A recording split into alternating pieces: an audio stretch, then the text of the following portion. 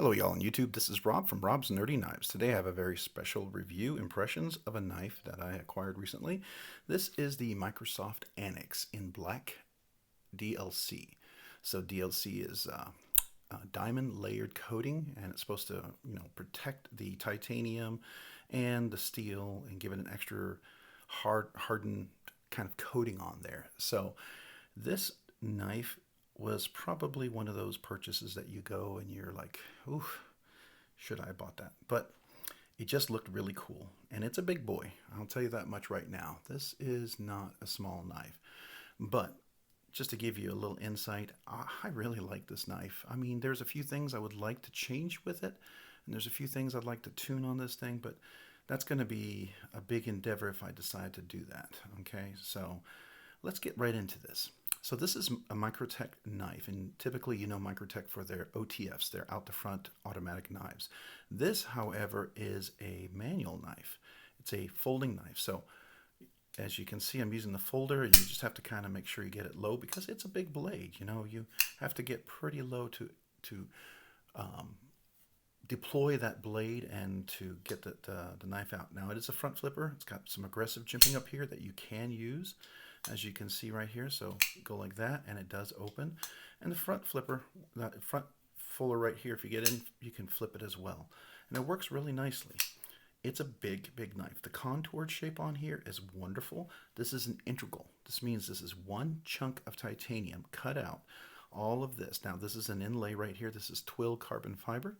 Beautiful carbon fiber. It really is done nicely. I didn't see too much defects. I mean, no carbon fiber is perfect by nature of what it is, but it is really fantastic. It is a frame lock. It's got an over travel stop here screw, and it's got a steel insert that's really on the outside. And I don't know if you can see that. This is the steel insert, and it's the main contact. And I don't know if you can see that right there. That's the titanium. It's been milled, and the steel insert was put right over that. And so it's got a steel insert. It's touching the tang of the blade. So it's locking up with the steel, not with the titanium, which means you're going to avoid lock stick very well. And it's got a nice, looks like a good 30-40% engagement on the tang. So that's really nice. It does have this ball clip. I'm not a big fan of ball clips because this one's particularly strong. It's not as loose as some of the other ones. I have a Leon Ma GSD version 2 Get Stuff Done, and it has a ball clip, and it's a little longer, and has a little more flex to it. This doesn't have as much, so it's pretty aggressive when you roll over this. That's my only wish, that it wasn't as strong and the tension wasn't as hard.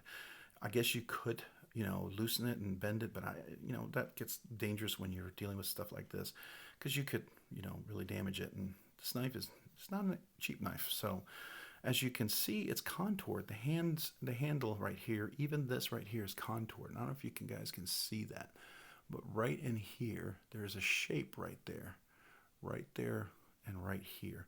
And that gives you a nice contoured grip in here, I think. And you can see I've got medium large hands. They're large widthwise, they're medium lengthwise. So I've got plenty of room. Extra large, double extra large hands would have no problem. And you can choke up here. And there's extra jimping. So there's jimping on the right here. This is where the front flipper part is. So you can it engages jimping here. And then there's some micro jimping up here for really choking up kind of cut. It is a flat grind, beautiful flat grind on this DLC coated blade with minimal billboarding. So you've got the Microsoft logo on this one side, and then you've got the Reich Knives logo on this other side. Typically Microsoft, the Anax, the non-black DLC, has a bunch of billboarding on here, year manufacturing, all sorts of stuff. This doesn't. Proprietary hardware. Notice these screws are all proprietary hardware everywhere. Proprietary. So there is that.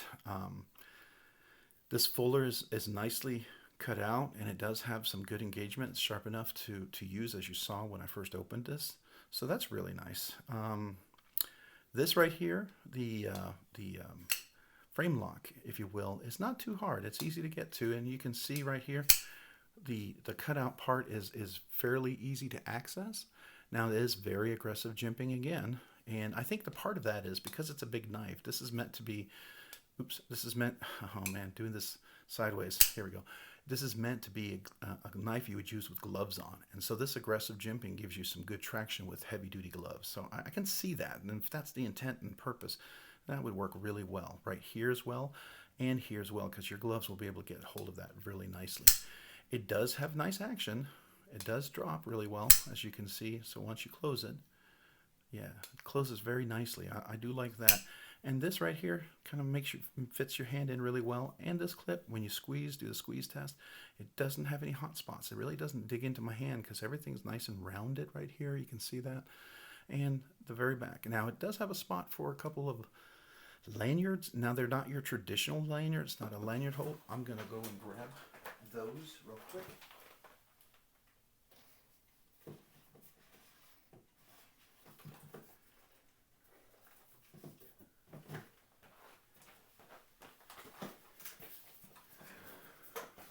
So here's the box that it came in with all the information, right? All the good stuff you get. So in here, these are the lanyards, and then it came with tools, and I'm going to take these out for the purpose of the review.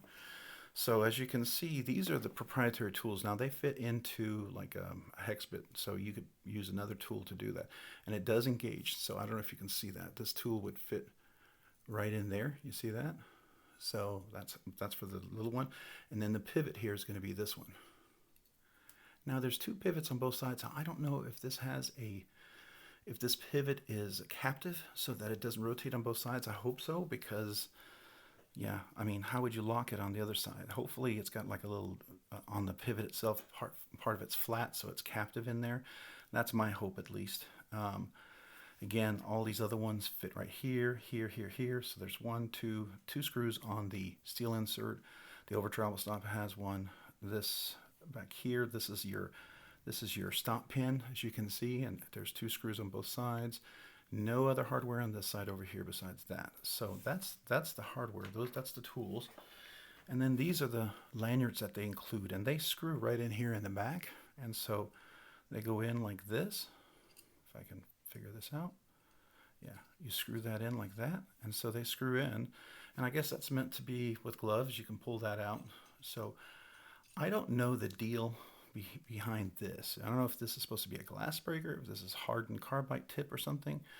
I'm not exactly sure the purpose of that tip.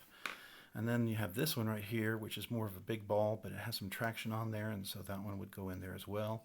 It screws in, you know, and I guess with big gloves you would be able to grab that out of your pocket. Now it's steel, so obviously it's not going to be very flexible. Again, this to me implies that they totally intended this to be a hard use type of knife. So that's great. And being an integral lock, being everything that's constructed of, it's really nice. And I do know that it's a multi-row bearing system in here. It's a multi-row, it's like 32 or 36 Kate ceramic ball bearings, but they're multi-row, kind of like what they do on the sheer Goroff and some of the other knives they're now doing with larger pivots, which gives it a really nice, smooth action. The only thing is I wish Skiff made bearings for this, because it is a little gritty, and that was my only thing. The action is great, but it's gritty. And there's days when it's gritty and there's days when it's not. And I'm sure if I took this apart and cleaned it out, that would be huge and probably make a big difference. But being that these are proprietary screws and everything, I just don't, and it's black DLC, I'm not sure if I want to do that. That just, you know, that opens me up to scratching the DLC over here and over here. And I know other people who've done that actually did scratch theirs. Now, I guess if I use the correct tool and I have a wrench and I'm at full 90, I should be okay. But again, I'm just not super excited to do that. You know, I could probably maybe coat this with a little bit of super glue or something to make this not as sharp. I don't know. Just thinking about what I would do if I were to decide to take it apart. As you can see, the knife is nicely centered, really well. Yeah, it looks centered. It does look centered to me. Yeah, that's centered. I'm sorry. It just looked like for a second, maybe it's my angle that I'm looking at it through the camera and then through eyeballing it here. Maybe it doesn't look quite the same. So anyways, very nicely centered. Like I said, the action is very good. You know, it's gritty. And I'm not sure if that's the Kate ceramic ball bearings and if there's dirt inside, or if is that the detent ball that's right here. I have oiled this. I put some nano 85 weight oil here and some 10 weight over here. And that has given it some really wonderful action. That's broken in really nicely, and I do like that. So it's very easy to manipulate. If I haven't used it for a while, I forget how much force you have to use to flick it open reverse-wise, because otherwise you're going to bound to under flick it, I guess. And then this right up here, you just got to make sure you use that, and don't try to ride it up, because it'll rip your finger right up unless you've got gloves on. So it's just, you know, now theoretically you can slow roll it. So you saw that I can slow roll that knife open, which is nice, and you can slow roll it open here as well, which is nice. And so, I mean, that's part of the, now the reverse flick is really, to me, is not a slow roll. But the nice thing is oops, I gotta get this right. I can easily reverse flick it over here, and a little pressure on the ball doesn't, on the frame lock right here, with the D10 ball, I'm still, oops, got to do this facing up. It's hard to do this sideways. It's very unnatural, right, for the camera, but that's, you know, I want to show you guys. But it works really nicely as well over here, and it's easy to, you know, front flip as well with left-handed. So if you're lefty, it works well. The deep milled pocket clip, it does not, it's not, you can't switch it, so it's right hand tip up only. That's your only option on this. That's a big deal. Sorry. Again, I've enjoyed this. It's very comfortable. It's ergonomic. Fits well in the pocket and everything. A couple of things I'm hoping maybe this will loosen up and it won't be as tight after a while. Like this has definitely loosened up and it's gotten less gritty. So, you know, it could be that it's you know, developing its track for the cage ceramic ball bearings on the DLC coated inside of the steel. Sometimes on higher end knives they put an extra special coating on there that's not DLC, but it's sort of like a glass coating. It allows the ball bearings to ride a little more smoothly over them. And, you know, being that this is all processed together, I suspect they probably didn't do that. And the track is probably getting developed in here. Likewise, the D10 ball is developing its own track on the blade as well as it's coming around. Now, we won't be able to see that, I don't think, because they've got that. Yeah, okay, so there's the detent. There's the detent hole for the ball. And I don't think I can see much of a track here. Can we see? Yeah, you can see a little bit of a track right there. I don't know if you can get that. And yeah, it's starting to wear back. So definitely it's not got a special coating. So yeah, probably what's going on here. As time develops, it's going to be much smoother, I'm sure. I like this. So let's go ahead and do some measurements, because everybody I know would like to see how much this little guy weighs. Or I shouldn't say little guy, big guy. All right, so let's zero that out. Ounces. 5.08 ounces. So it's 5 ounces. That's a big knife. Ratios, I mean, it would have to be a 5-inch blade, and it's not, but it is a pretty big blade. So we'll take a look at that. 5.8 ounces, right? Let's look at the overall length on this knife.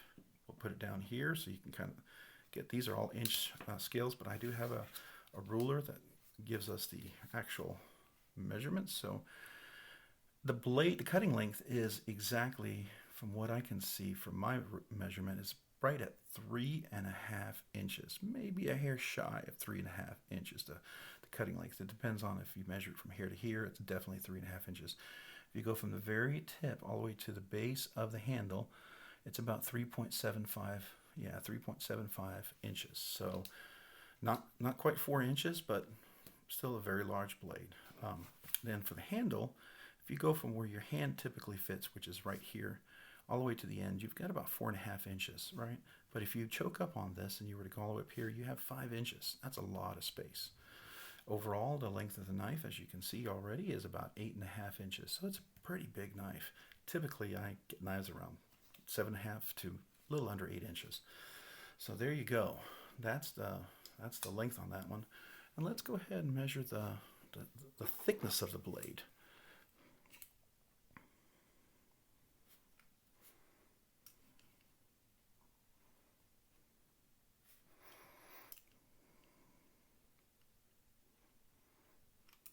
So I'm trying to zero this out. I had a little issue with this before.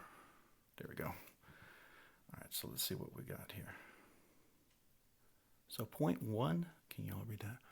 0.1615. So 0.16, so 162 hundredths. So 162 hundredths, or basically between 1/10 and 2/10 of an inch, almost right in the middle of that.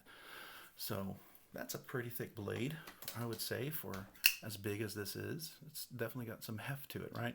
part of the reason too why it drops so nicely is the weight of the blade. So there is that. What else could I say about this? I don't know. I mean, everything else it's got great grip. It's very slicey. I can tell you, I've been stropping that on a leather strop very easily. So I mean, they've got a nice edge. It's not a long edge. It's a short edge, but it's definitely one that strops up very nicely and keeps the edge really well because it is M390 blade steel. So it is that. I suspect Reich does a pretty good job of heat treatment if Microtech is using them. So I don't know exactly the HRC on this, the Rockwell hardness, but I suspect it's probably going to be around 60, 61, 62, I'm hoping. At least 61. It's got to be that. I mean, if Reich is doing it for Microtech, I would imagine they would want that at least. I don't know for sure, and my documentation didn't explicitly say it, or I didn't read it. And if it did, I missed it. And if you guys have this knife and saw that as well, let me know if you see that in the documentation. All right, so that's really it. I mean, it's a really nice knife. I really like it. There's some things that I would like to do, but I'm kind of cautious. It is rather expensive. I'm not sure if this is one of those I'm going to be selling or keeping. I really want to keep it because I do like everything about it. Microtech is coming out with a new knife this year in 2023 that I'm really looking forward to. It's going to have a ram lock in there. Looks really nice, but this frame lock is really good too. That's one of those knives I think is going to be, that frame lock's going to, the ram lock knife, the other one that they're coming out with, is going to be fantastic. But this is a great knife. It's not inexpensive. I found this one over on DLT Trading. They had it available. I think eKnives have some available as well. And apparently this also comes in a Tonto blade. So if you like Tonto, maybe keep an eye out for that and get on those notifications. But because the Tonto is available too. I do like Tonto a lot. But in this one, I think this works really well. It's a nice big slicer.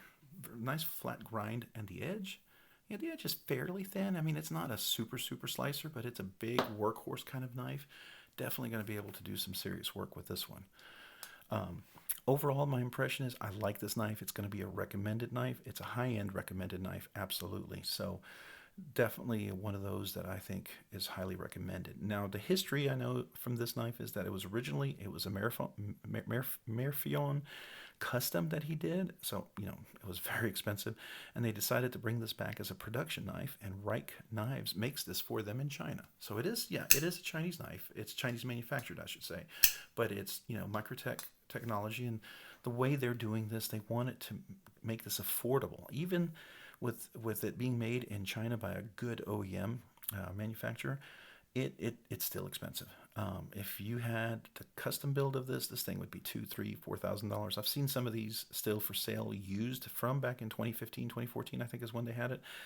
I mean, they're still thousands of dollars. So yeah, that would be a knife that would be completely out of reach for a lot of folks, including myself. I don't have any custom knives like that at this point in my career. Every knife I have, I use, and even if it's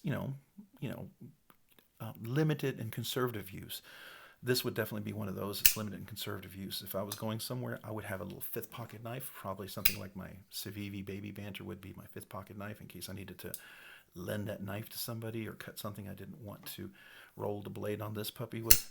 So there's that. Anyways, really great knife. You guys, we'll do a little close-up here so everyone can take a look at that beautiful twill carbon fiber. Really done well. The DLC is really, really nice as well. My DLC is holding up beautifully. I know some people's have not, from what I've heard, but I don't know if that was a different manufacturing process. But here's the blade. Nice blade. Here's the back of the blade. We'll do a little close-up going in over here. You can see the back. Yep, the integral titanium frame.